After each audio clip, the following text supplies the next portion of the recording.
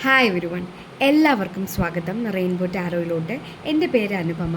ഇന്ന് നമ്മൾ മനസ്സിലാക്കാൻ പോകുന്നത് ഷാഡോ വർക്ക് എന്താണ്, ഇന്നർ വർക്ക് എന്താണ്, അല്ലെങ്കിൽ ഷാഡോ ഹീലിംഗ് എന്താണ്, ഇന്നർ ഹീലിംഗ് എന്താണെന്നാണ്. നിങ്ങൾ ഈ വാക്കുകൾ അവിടെ ഇവിടെയൊക്കെ ടാരോ റീഡിങ്സിലും ഒക്കെ കേൾക്കുന്നുണ്ടായിരിക്കും, അല്ലെങ്കിൽ എന്തെങ്കിലും സ്പിരിച്വൽ റിലേറ്റഡ് ആയിട്ടുള്ള വീഡിയോസിൽ കേൾക്കുന്നുണ്ടായിരിക്കും. നിങ്ങൾ ഈ വീഡിയോ കാണുന്നുണ്ടെങ്കിൽ തന്നെ നിങ്ങൾ ആക്ച്വലി കുറച്ച് സ്പിരിച്വലി ഇൻക്ലൈൻഡ് ആയിട്ടുള്ള ആളായിരിക്കും, അല്ലെങ്കിൽ നിങ്ങളൊരു സ്പെസിഫിക് സ്പിരിച്വൽ ജേർണിയിലായിരിക്കും. എങ്കിൽ മാത്രമേ നിങ്ങൾ ഈ വീഡിയോയിലോട്ട് വരത്തുള്ളൂ. സോ നമുക്ക് ഇന്നർ ഹീലിംഗ് അല്ലെങ്കിൽ ഇന്നർ വർക്ക് അല്ലെങ്കിൽ ഷാഡോ വർക്ക് എന്താണെന്ന് മനസ്സിലാക്കാം. So let's begin. Inner work.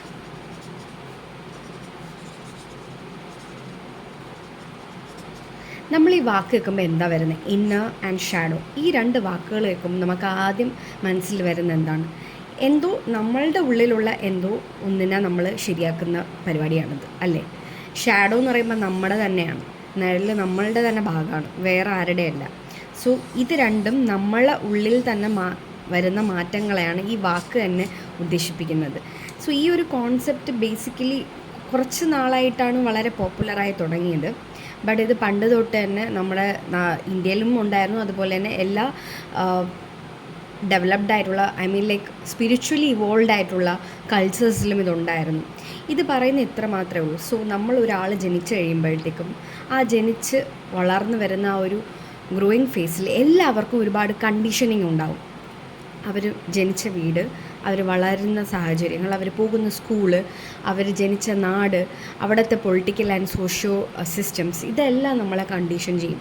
അത് മാത്രമല്ല എന്നിട്ട് നമ്മൾ ജനിക്കുന്ന വീടും ആ വീട്ടിൽ ഉണ്ടായിട്ടുള്ള മുമ്പത്തെ ആൻസിസ്റ്റേഴ്സും അവരുടെ പാസ്റ്റ് കർമേഴ്സ്, അവരുടെ ബിലീഫ് പാറ്റേൺസ് എല്ലാം ഒരു കുട്ടിയിലോട്ട് വരും. അത് വിത്തിൻ എന്താ പറയുക, ഒരു 5 to 10 ഇയേഴ്സിൽ തന്നെ അത് വിസിബിൾ ആവുകയും ചെയ്യും. ആ പാറ്റേൺസും ആ കണ്ടീഷനിങ്ങും ഉള്ളിൽ വരെ തന്നെ ചെയ്യും. അത് വളരെ എന്താ പറയുക, ഓർഗാനിക്കായിട്ട് നടക്കുന്ന കാര്യമാണ്. സബ് കോൺഷ്യസ്ലി നമ്മൾ പലരും കണ്ടീഷൻഡാണ്. സോ ഈ വാക്ക് വളരെ അധികം സൂക്ഷിക്കണം, കണ്ടീഷൻഡ് എന്നുള്ളത്. നമ്മളെല്ലാവരും സബ് കോൺഷ്യസ്ലി കണ്ടീഷൻഡാണ് in one way or the other. നമ്മളിപ്പോൾ പലരും സാധനങ്ങൾ തന്നെ മേടിക്കാറുണ്ട്, ഓൺലൈനിലായിട്ടും അതുപോലെ തന്നെ ഓഫ്ലൈനിലായിട്ടും. നമുക്ക് വേണമെന്നുള്ള സാധനമൊന്നുമല്ല നമ്മൾ മേടിക്കാറ്. എന്തുകൊണ്ടാണ്? പലപ്പോഴും നമ്മൾ ആ ഒരു എന്താ പറയുക, നമ്മൾ കണ്ടീഷൻ ചെയ്ത് വെച്ചേക്കാണ്, ഇത് മേടിക്കണം, ഇത് മേടിച്ചില്ലെങ്കിൽ പറ്റില്ല. ബട്ട് ഡീപ്പ് ഡൗൺ നമുക്കതിൻ്റെ ആവശ്യം ഉണ്ടാവത്തില്ല. ഓക്കെ, അങ്ങനെ പല കാര്യങ്ങളുണ്ട്. കൺസ്യൂമറിസം അതൊരു തരത്തിലുള്ള കണ്ടീഷനിങ് ആണ്. ഇപ്പോൾ ഉള്ള എന്താ പറയുക, ഇപ്പോൾ നമുക്ക് ഒരുപാട് ട്രെൻഡ്സ് ഉണ്ട്. ഇപ്പോൾ നമുക്കൊരു സർട്ടൻ ലൈഫ് സ്റ്റൈലിൽ ജീവിക്കണം, അത് കാരണം നമ്മൾ കുറേ സാധനങ്ങൾ മേടിക്കും. Again that is a way of conditioning.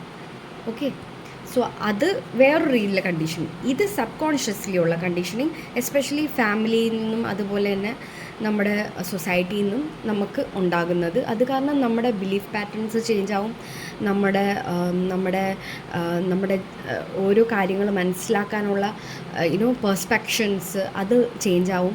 അതായത് നമ്മൾ എങ്ങനെയാണോ ജനിച്ചത്, നമ്മൾ ജനിക്കുമ്പോൾ നമ്മളെല്ലാവരും ഒരു പ്യുവർ സോളാണ്. ഓക്കെ, നമ്മളുടെ ഉള്ളിലൊന്നുമില്ല, ലൈക്ക് കംപ്ലീറ്റ് എംപ്റ്റിനെസ്സാണ്.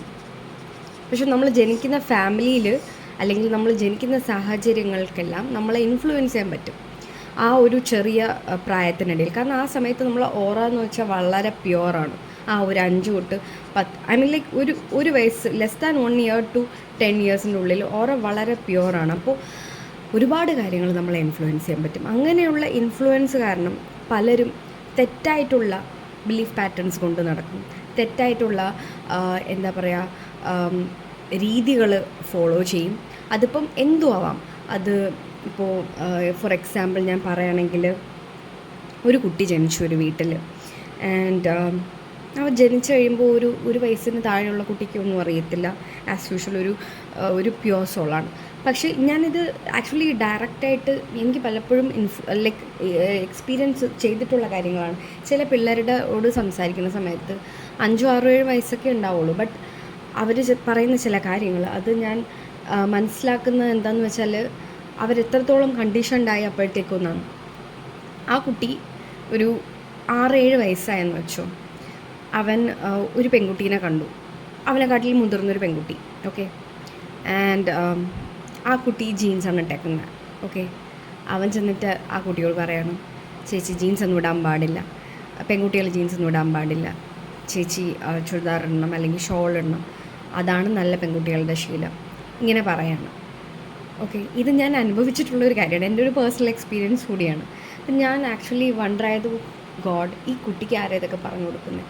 എവൻ്റെ ഒരു 5-6 വയസ്സിനകത്തുള്ളൊരു കുട്ടിയുടെ മനസ്സിൽ ഈ ഒരു പാറ്റേൺ ഓൾറെഡി കൊടുത്തേക്കാണ്. പെൺകുട്ടികളായാലും ഇങ്ങനെ ഡ്രസ്സ് ചെയ്യണം, ഇങ്ങനെ ഡ്രസ്സ് ചെയ്യാൻ പാടില്ല, ഏതെങ്കിലും ഒരു രീതിയിൽ ഡ്രസ്സ് ചെയ്താൽ അത് തെറ്റാണ് എന്നുള്ള കണ്ടീഷനിങ് ആ കുട്ടിക്ക് ഇപ്പോഴേ വന്നു കഴിഞ്ഞു. അത് എവിടെ നിന്നാണ് കിട്ടിയത്?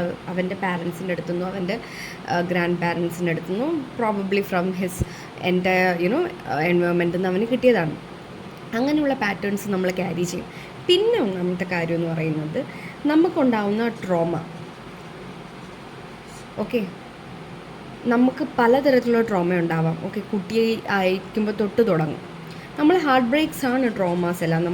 നമ്മൾ വിചാരിക്കാത്ത സമയത്ത് അല്ലെങ്കിൽ വിചാരിക്കാത്ത സന്ദർഭങ്ങളിൽ ചില പ്രശ്നങ്ങളുണ്ടാകുന്നത്. അത് എന്ത് തരത്തിലുള്ള ട്രോമയാവാം. ട്രോമ പലതരത്തിലുള്ള, ഫിസിക്കൽ ട്രോമയാവാം, സോഷ്യൽ ട്രോമയാവാം, അതുപോലെ തന്നെ ഇമോഷണൽ ട്രോമയാവാം. ആരെങ്കിലും നമ്മൾ സ്നേഹിക്കുന്ന ആൾക്കാർ നമുക്ക് എന്തെങ്കിലും അവരവരുടെ ബിഹേവിയറിന് വിപരീതമായിട്ട് പെരുമാറുമ്പോൾ, നമ്മളുടെ എക്സ്പെക്റ്റേഷൻസിന് വിപരീതമായിട്ട് പെരുമാറുമ്പോൾ അത് നമുക്കൊരു ട്രോമയാവും. അതുപോലെ തന്നെ അവിചാരിതമായിട്ട് നമ്മളിപ്പോൾ എന്തെങ്കിലും ഒരു ആക്സിഡൻറ്റ് കണ്ടു അല്ലെങ്കിൽ ഒരാളുടെ ഡെത്ത് കണ്ടു, ചിലപ്പോൾ അതൊരു അൺനാച്ചുറൽ ഡെത്ത് ആയിരിക്കാം, അത് നമുക്കൊരു ട്രോമ ഉണ്ടാക്കും. സോ ഇങ്ങനെയൊക്കെയുള്ള ഒരുപാട് ട്രോമാസ് നമുക്ക് നമ്മുടെ മനസ്സിൽ ഒരുപാട് ഡിഫെൻസ് മെക്കാനിസംസ് ക്രിയേറ്റ് ചെയ്യും. അതായത് ഒരു തവണ നമ്മൾ ട്രോമ ഫീൽ ചെയ്ത് കഴിഞ്ഞാൽ നമ്മളെ മനസ്സിനെ ആക്ച്വലി ബിൽഡ് ചെയ്യുന്നത് എങ്ങനെയെന്ന് വെച്ചാൽ അതിനെ ഇനി എങ്ങനെ വരാണ്ടിരിക്കാൻ ശ്രമിക്കും. ആ ട്രോമ ഇനി ഫീൽ ആവരുത്, അതിനെ എങ്ങനെ ഞാൻ ഡിഫെൻഡ് ചെയ്യാം. ആ ഡിഫെൻസ് എന്ന് പറയുന്നത് ഒരു റെസ്പോൺസാണ്. ആ റെസ്പോൺസ് പലപ്പോഴും നെഗറ്റീവ് ആയിട്ടാണ് എന്താ പറയുക മാനിഫെസ്റ്റഡ് ആവുന്നത്. എങ്ങനെയെന്ന് വെച്ചാൽ, ഫോർ എക്സാമ്പിൾ, ഇപ്പോൾ ഒരു കുട്ടി, അവൾ ആദ്യമായിട്ട് സ്റ്റേജിൽ കയറി ഒരു പ്രോഗ്രാം, ഐ മീൻ ലൈക്ക് ഒരു കോമ്പറ്റീഷനിലും പാർട്ടിസിപ്പേറ്റ് ചെയ്യുകയാണ്. ഓക്കെ, ആ കുട്ടിക്ക് സ്റ്റേജ് ഫ്രൈറ്റ് ഉണ്ട്, വളരെയധികം ഡൗട്ടുണ്ട്, എന്താണ് ചെയ്യാൻ പോകണമെന്ന് അതിനറിയില്ല. സോ ആദ്യമായിട്ട് സ്റ്റേജിൽ കയറാണ്. ആൻഡ് സ്റ്റേജിൽ കയറി നിന്ന് അത് ആക്ച്വലി പെർഫോം ചെയ്യാൻ പോകുന്ന ആ ഒരു ഐറ്റം അതെന്തോ ആവാം, ഡാൻസോ പാട്ടോ എന്തോ ആവാം, അത് പെർഫെക്റ്റ് ഒന്നുമല്ല. It's just a single piece, like ആദ്യമായിട്ട് ചെയ്യുന്ന ഒരു കാര്യം, അതൊരിക്കലും പെർഫെക്റ്റ് ആവത്തില്ല. ബട്ട് ആ ഫസ്റ്റ് സ്റ്റേജ് പെർഫോമൻസിന്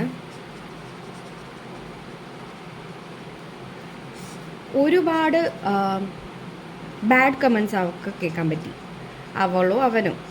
ഓക്കെ, അല്ലെങ്കിൽ ഒരുപാട് ക്രിറ്റിസിസംസ് ഉണ്ടായിട്ടുണ്ട്. കാരണം ഇങ്ങനെ ചെയ്യാൻ പാടില്ലായിരുന്നു, അങ്ങനെ ചെയ്യാൻ പാടില്ലായിരുന്നു, ഇതിങ്ങനെ ആവാൻ പാടില്ല, അതങ്ങനെ ആവാൻ പാടില്ല. സോ ഈ കുട്ടി അപ്പോൾ എന്താ വിചാരിക്കുക, ഓക്കെ എല്ലാം തെറ്റിപ്പോയി, എല്ലാം ഇങ്ങനെയായിപ്പോയി, ഞാനത് ചെയ്യാൻ പാടില്ലായിരുന്നു, ഞാൻ ഇങ്ങനെ ചെയ്യാൻ പാടില്ലായിരുന്നു. ഇനവേ അതൊരു ട്രോമയായിട്ട് മാനിഫെസ്റ്റഡ് ആവും. അപ്പോൾ അടുത്ത തവണ അതേ പ്രോഗ്രാമിന് ആ കുട്ടീനെ വിളിച്ചാൽ ഒന്നല്ലെങ്കിൽ ആ കുട്ടി പോകില്ല, അല്ലെങ്കിൽ അവൾ എങ്ങനെയാണോ, അവൾ 2 രീതിയിലുണ്ട് കേട്ടോ, ഇതിന്ന് ബെറ്ററായിട്ട് വരുന്നവരുണ്ട്. ബട്ട് കുഞ്ഞിലെ നമ്മൾ വളരെ കുട്ടിയായിരിക്കുന്ന സമയത്ത് നമുക്ക് വളരെ ഹാർഷായിട്ടുള്ള ക്രിറ്റിസിസം, വളരെ ഹാർഷായിട്ടുള്ള കമൻസ് എല്ലാം ട്രോമയായിട്ട് തന്നെയാണ് മാറുന്നത്. പിന്നെ ആ സ്റ്റേജിൽ കയറാനും അതുപോലെ പെർഫോം ചെയ്യാനും അവർക്ക് ഉള്ളിലൊരു അറപ്പുണ്ടാവും, ഒരു ഹെസിറ്റേഷൻ ഉണ്ടാവും. അതെല്ലാം ആ ട്രോമ റെസ്പോൺസാണ്. ഫോർ എക്സാമ്പിൾ, ഒരാൾ ഒരു ഹാർട്ട് ബ്രേക്കിൽ കൂടി പോവുകയാണ്, ഹാർട്ട് ബ്രേക്ക് ഉണ്ടായി കഴിഞ്ഞു, ഐ മീൻ വളരെയധികം സ്നേഹിച്ചിരുന്ന ഒരു പാർട്ട്ണറാണ്. പക്ഷേ പെട്ടെന്ന് ഒരു സുപ്രഭാതത്തിലായിരിക്കത്തുമില്ല, ബട്ട് ഗ്രാജുവലി കുറേ കാര്യങ്ങൾ കൊണ്ട് അവർ ബ്രേക്കപ്പായി. ആൻഡ് ഈ ഇമോഷണലി ഇൻവെസ്റ്റഡ് ആയിരുന്ന ആൾ ഒരിക്കലും പ്രതീക്ഷിച്ചതല്ല ഇങ്ങനെ ഒരു ഹാർട്ട് ബ്രേക്ക് ഉണ്ടാവും അല്ലെങ്കിൽ ഇങ്ങനെ ഒരു ബ്രേക്കപ്പ് ഉണ്ടാവും.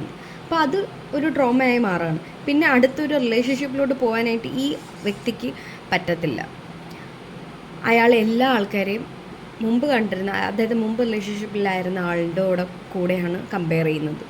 ഓക്കെ, ഇയാളും ഇങ്ങനെ ആവുമോ, ഇയാളും എനിക്ക് അതേ പെയിൻ തരുമോ, ഇയാളും എന്നോട് ഇങ്ങനെ തന്നെ ചെയ്യുമോ. അപ്പോൾ നമുക്ക് ആക്ച്വലി എന്താ നഷ്ടപ്പെടുന്നത്? ട്രസ്റ്റ് നഷ്ടപ്പെടാണ്. ട്രസ്റ്റ് എന്ന് പറയുന്ന സാധനം കംപ്ലീറ്റ്ലി അവിടെ നശിക്കുകയാണ്. ആരോടുകൂടി? നമുക്ക് ചുറ്റുമുള്ള ആൾക്കാരോടുള്ള ട്രസ്റ്റ് പോവാണ്. നമുക്ക് നമ്മളോടുള്ള ട്രസ്റ്റ് പോവാണ്. അതിന് പറയുന്ന പേരാണ് പിന്നെ സെൽഫ് ഡൗട്ടാണ്. നമ്മളെ തന്നെ ഡൗട്ട് ചെയ്യാൻ ശ്രമിക്കും. ഈ സ്റ്റേജ് പെർഫോമൻസ് ചെയ്തുന്ന കുട്ടിക്ക് കേൾക്കുന്ന ക്രിറ്റിസിസം, ബാഡ് കമൻസ് എല്ലാം ട്രോമയാകുമ്പോൾ അവളെ തന്നെയാണ് ഡൗട്ട് ചെയ്യുന്നത്. ഓ, ഞാൻ കൊള്ളത്തില്ല, ഞാൻ ശരിയല്ല, ഞാൻ ഇനി അങ്ങനെ പെർഫോം ചെയ്യാൻ പാടില്ല, സോ ഞാൻ ഇനി പെർഫോം ചെയ്യുന്നില്ല. ഇങ്ങനെ വിചാരിച്ച കുട്ടി അതോടെ അത് നിർത്തും. സോ ഇങ്ങനെയുള്ള ട്രോമകളുടെയും ഇങ്ങനെയുള്ള കുറേ നമ്മുടെ തന്നെ ഉള്ളിലുള്ള നെഗറ്റീവ് ആയിട്ടുള്ള പാറ്റേൺസിൻ്റെയും റിമൂവലാണ് ആക്ച്വലി ഇന്നർ വർക്ക് അല്ലെങ്കിൽ ഷാഡോ വർക്ക് എന്ന് പറയുന്നത്. ഇതെങ്ങനെ റിമൂവ് ചെയ്യാം, ഇതെങ്ങനെ ക്ലിയർ ചെയ്യാമെന്ന് വെച്ചാൽ അതൊരു ആക്ച്വലി ഒരു ബ്യൂട്ടിഫുൾ ജേണിയാണെന്ന് ഞാൻ പറയുള്ളൂ. ഒരുപാട് നമ്മളിപ്പോൾ പലരും പറയണു അതൊരു കഷ്ടപ്പാട് പിടിച്ച കാര്യമാണ്. കഷ്ടപ്പാട് പിടിച്ചതാണ്, പക്ഷേ നമ്മളെ നന്നാക്കാനായിട്ടുള്ള ഒരു യാത്രയെന്ന് പറയുന്നത് നമ്മളെപ്പോഴും എൻജോയ് ചെയ്യണമെന്നാണ് എൻ്റെ ഒരു അഭിപ്രായം. That is my personal opinion. So അതുകൊണ്ട് തന്നെ ഇന്നർ വർക്ക് ചെയ്യാനായിട്ട് ആദ്യം വേണ്ടത് നമ്മളൊരു പേപ്പറും പേനയും എടുക്കുക. ആൻഡ് നമുക്ക് വിഷമം ഉണ്ടാക്കുന്ന എല്ലാ കാര്യങ്ങളും, ചിലപ്പം എല്ലാം ഒന്നും വരത്തില്ല. ഓക്കെ, നമുക്ക് പെട്ടെന്ന് ആ ഇമോഷൻസ് വരത്തില്ല. ഞാനിപ്പോൾ 10 മണിക്ക് ഇരിക്കുകയാണ്. ഓക്കെ, എനിക്ക് എന്തെല്ലാം സങ്കടം ഉണ്ടാക്കുന്നു, എനിക്ക് എന്തെല്ലാം പേടി ഉണ്ടാക്കുന്നു, എനിക്ക് എന്തെല്ലാം ഹെസിറ്റേഷൻ ഉണ്ടാക്കുന്നു, എനിക്ക് എന്തെല്ലാം ഡിസ്കംഫർട്ട് ഉണ്ടാക്കുന്നു എന്നൊക്കെ ഞാൻ ഇപ്പോൾ ഇരുന്ന് ചിന്തിക്കുകയാണെങ്കിൽ പെട്ടെന്ന് അതൊന്നും വരത്തില്ല. ബട്ട് ആ സമയത്ത് വരുന്നു അതിനെ നമ്മൾ പെൻ ഡൗൺ ചെയ്യുക, അതിനെ നമ്മൾ എഴുതുക, അതിൻ്റെ ഒരു ലിസ്റ്റ് ഉണ്ടാക്കുക. ഓക്കെ, പിന്നീട് നിങ്ങൾ എന്തെങ്കിലും ഒരു പർട്ടിക്കുലർ ഇമോഷൻ ഫീൽ ചെയ്യുന്ന സമയത്ത്, പ്രോബബ്ലി നിങ്ങൾ ഈ എഴുതുന്ന സമയത്ത് 1, 2, 3 എണ്ണം വിട്ടുപോയി, ബട്ട് നിങ്ങൾ അവെയർ ആവാൻ ശ്രമിക്കുക. നിങ്ങൾ എവിടെ പോയിരുന്നാലും, നിങ്ങൾ എന്ത് ചെയ്തിരുന്നാലും, ഏതൊരു സിറ്റുവേഷനിലായിരുന്നാലും നിങ്ങളുടെ ഇമോഷൻസിനെ കംപ്ലീറ്റ്ലി ഒബ്സർവ് ചെയ്യാൻ ശ്രമിക്കണം. ഇപ്പോൾ ഒരു ഗ്യാതറിങ്ങിലാണ്, ഒരുപാട് പേരുണ്ട്. ഓക്കെ, നിങ്ങളോട് പറയാണ് നീ സ്റ്റേജിൽ പോയിട്ട് എല്ലാവരെയും ഇൻട്രൊഡ്യൂസ് ചെയ്യുക, അല്ലെങ്കിൽ നീ നിന്നെ തന്നെ ഇൻട്രൊഡ്യൂസ് ചെയ്യുക എന്ന് പറയുമ്പോൾ പെട്ടെന്ന് നിങ്ങൾക്ക് പറ്റുന്നില്ല, പേടിയായി, കൈയും കാലും ഒക്കെ വിറയ്ക്കുന്നു, ആരൊക്കെ എന്ന് പറയുമെന്നുള്ള ടെൻഷൻ, അത് ഇത് മറ്റത്, പെട്ടെന്ന് ആ ഇമോഷൻസ് വരാണ്. ആ സമയത്ത് ആ ഇമോഷൻസിനെ പെട്ടെന്ന് ഒബ്സർവ് ചെയ്യണം. എന്നിട്ട് വീട്ടിൽ വന്നിട്ട് അതിനെക്കുറിച്ച് എഴുതുന്നു. എന്തുകൊണ്ട് എനിക്ക് പേടിയായി, എന്തായിരുന്നു എന്നെ ബ്ലോക്ക് ചെയ്തിരുന്നത്. ആ എഴുത്തിൽ കൂടെ മാത്രമേ ഇന്നർ വർക്ക്, ഇങ്ങനെയുള്ള ഇന്നർ വർക്ക് ശരിക്കും ഫലവത്താവുള്ളൂ. ഞാൻ അങ്ങനെയാണ് എൻ്റെ ഇന്നർ വർക്ക് ചെയ്തത്. ബട്ട് കംപ്ലീറ്റ്ലി എഴുതുമ്പോൾ നമുക്ക് ക്ലാരിറ്റി കിട്ടും. എവിടെയാണ് പ്രശ്നം, എവിടെയാണ് ശരിക്കുള്ള ആൻസർ, സൊല്യൂഷൻ എന്നൊക്കെ നമുക്ക് ഇതിൽ നിന്ന് കിട്ടും. പിന്നെ ആ സൊല്യൂഷനെ ഇംപ്ലിമെൻറ്റ് ചെയ്യാനുള്ള ഒരു കാലതാമസം മാത്രമേ ഉള്ളൂ. പക്ഷേ എഴുതിയാൽ മാത്രമേ ക്ലാരിറ്റി കിട്ടുള്ളൂ. ചിലപ്പോൾ ഇപ്പോൾ ഈ ഗ്യാതറിങ്ങിൽ പോയി നിൽക്കുമ്പോൾ ഉള്ള സ്റ്റേജ് ഫ്രൈറ്റ്, ഇതൊക്കെ വളരെ ഒബ്വിയസ് ആണ്, മിക്ക ആൾക്കാർക്കുള്ള ഒരു പ്രോബ്ലംസാണ്. പക്ഷേ വളരെ വളരെ എന്താ പറയുക, നമ്മൾ ഈ ലെയറുകളുടെ അകത്തകത്ത് കിടക്കുന്ന ചില സാധനങ്ങളുണ്ട്. പൊതുവേ നമ്മൾ പോലും അംഗീകരിക്കാത്ത നമ്മുടെ ചില മോശം വശങ്ങളുണ്ട്. ഫോർ എക്സാമ്പിൾ ഞാൻ പറയുകയാണെങ്കിൽ, നിങ്ങളെ വീട്ടിൽ നിങ്ങൾക്ക് സിബ്ലിങ്സ് ഉണ്ടെന്ന് വിചാരിക്കുക, അല്ലെങ്കിൽ നിങ്ങൾക്ക് കസിൻസ് ഉണ്ട്, ഫ്രണ്ട്സ് ഉണ്ട്. അവരാരെങ്കിലും ലൈഫിൽ എന്തെങ്കിലും നേടുമ്പോൾ, അല്ലെങ്കിൽ അവരാരെങ്കിലും ലൈഫിൽ മുന്നോട്ട് പോകുമ്പോൾ നമ്മളെല്ലാവരും ഹാപ്പിയാവും. ഓക്കെ, എൻ്റെ ഫ്രണ്ട് പ്രൊമോട്ടഡായി, അല്ലെങ്കിൽ എൻ്റെ ഫ്രണ്ടിൻ്റെ ജോലി കിട്ടി, ഇതായി, ഓക്കെ, എൻ്റെ കസിന് നല്ലൊരു സ്ഥലത്ത് അഡ്മിഷൻ കിട്ടി, ഇതൊക്കെ പറയുമ്പോൾ നമ്മളെല്ലാവരും ഹാപ്പിയാവും ഫ്രം ഔട്ട്സൈഡ്. പക്ഷേ ഡീപ്പ് ഡൗൺ നിങ്ങളെ ഉള്ളിൻ്റെ ഉള്ളിൽ നിങ്ങൾക്കൊരു ശകലം അസൂയ കാണും, ഒരു ശകലം കുശുമ്പുണ്ടാവും. അതെന്തുകൊണ്ടാണെന്ന് നിങ്ങൾ കണ്ടെത്തണം. എന്തുകൊണ്ടാണ് എനിക്ക് അവനോട് അല്ലെങ്കിൽ അവളോട് ഒരു ശകലം എൻവി ഫീൽ ചെയ്യുന്നത്? ഞാൻ ബെറ്റർ അല്ലാത്തതുകൊണ്ടാണോ, അല്ലെങ്കിൽ അവൻ എന്നെക്കാട്ടിലും ബെറ്റർ ആയതുകൊണ്ടാണോ? ഞാൻ ബെറ്റർ അല്ല എന്ന് ഞാൻ എന്തിനാ ചിന്തിക്കുന്നത്? ഈ എൻവി വരുന്നത് എന്തുകൊണ്ടാണ്? Okay, am I not better?